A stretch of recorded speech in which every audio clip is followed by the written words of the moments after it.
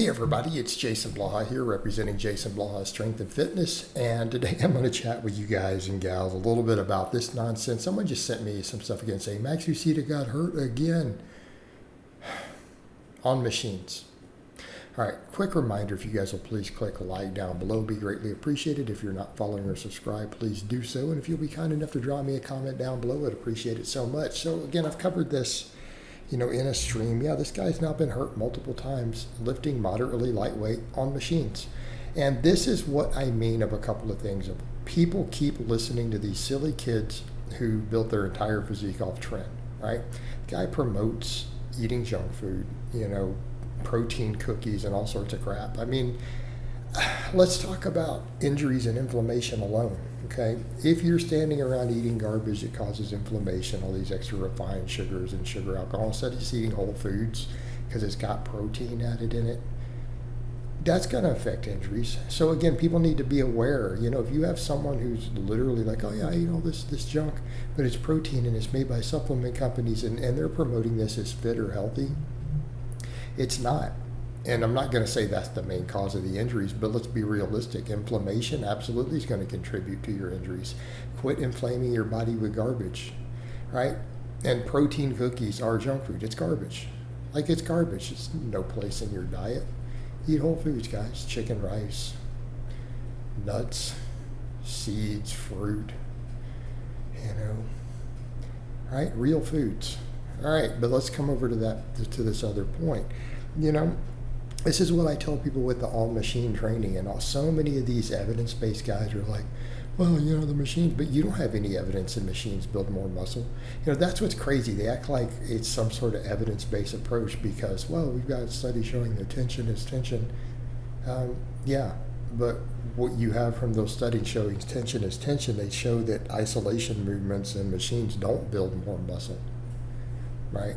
They don't build more muscle than just doing free weight stuff and bigger movements. That is what the evidence shows. So it's not an evidence-based approach. They're not superior. There's no benefit to you doing all these machines and trying to force the body into isolation with things. There's no actual benefit. You don't gain more muscle doing it. It just means that you can gain the muscle, right? So machines can build just as much muscle as a barbell. That's what they show. So to promote them as an evidence base, because you lose all the benefits. And I think this is a perfect example when you see these guys who are training only on machines like this and they're still getting hurt. So, people have these ludicrous ideas that it's somehow safer. Well, there's no actual logical reason to think machines are safer. Because people are like, well, you don't need to learn form. You're not going to have accidents from lifting too heavy with bad form. Well, why don't you just use good form? This is not an argument. Learn how to lift correctly. You guys watch me do 500-pound squats and stuff at almost 50 years old sometimes. And I'm not getting hurt doing it. Just learn how to lift, have fatigue management, quit using the drugs that cause injuries. So again, this is the problem too, and I'm going to get to that in a minute, of why you guys have to quit following influencers who did nothing but drugs to build their physique. They have no resilience. They just break. But let's come over to the issue with machines. You're locked into a fixed plane. And here's the thing. In some cases, a machine might be. So I want to be clear. For one person, that one machine might put you into your perfect biomechanical angles. Everything's going to be perfect and beautiful. The problem is you're still lifting weights in a fixed track. It's a problem with the Smith machine, problem with a lot of other machines.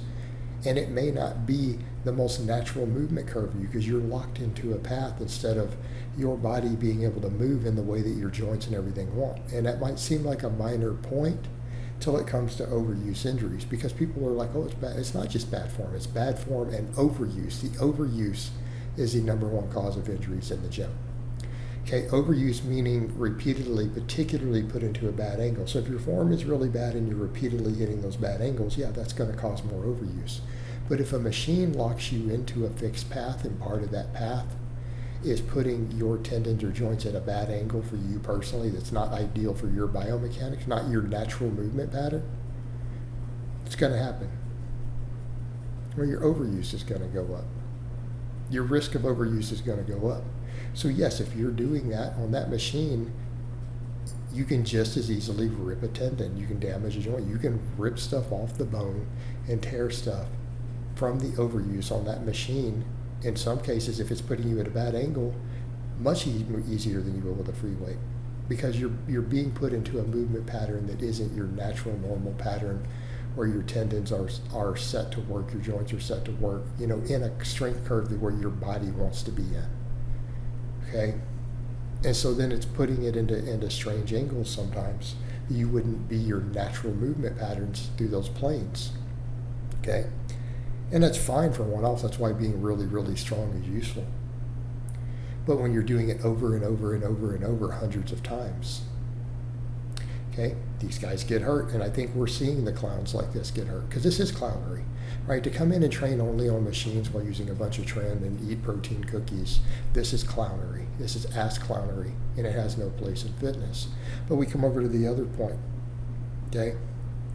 All these kids like this, who they can claim Natty all he wants. It's very obvious that he loves 19 North, so probably trend.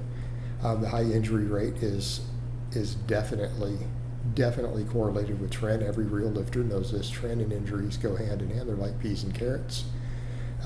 Plenty of power lifters learned this and admitted this the wrong way. I've heard, like Andy Bolton say one time, every time he's ever been injured in his entire life, he was on trend. His words one time, I saw him say that. Every time he was ever injured. So you have these kids like this who do that, and they don't know anything about training, and they just do a bunch of train on nothing but machines, eat still kind of junk food, and then their audience follows them, but then they get hurt over and over. They get hurt.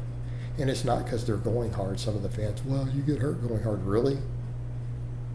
You're going to tell my 48-year-old butt that you get hurt just because you go hard? Really? I hope you're kidding. Because that's not how it works. It's not how it works at all. You get hurt from doing stupid stuff, having overuse injuries by not knowing how to train correctly, right? Which is what he has repeatedly now at a very young age, while using the wrong drugs and eating a bad diet. And that's well and good if you want to mess yourself up, but when you have 500,000 followers who are following your every move and you're literally just a drug clown, you're now hurting your audience who are imitating you. They're imitating your exact same stupidity and ignorance. And then they're going to get hurt, and they're going to eat bad diets and do silly goofball training, and they're going to get hurt and banged up also. This is a problem.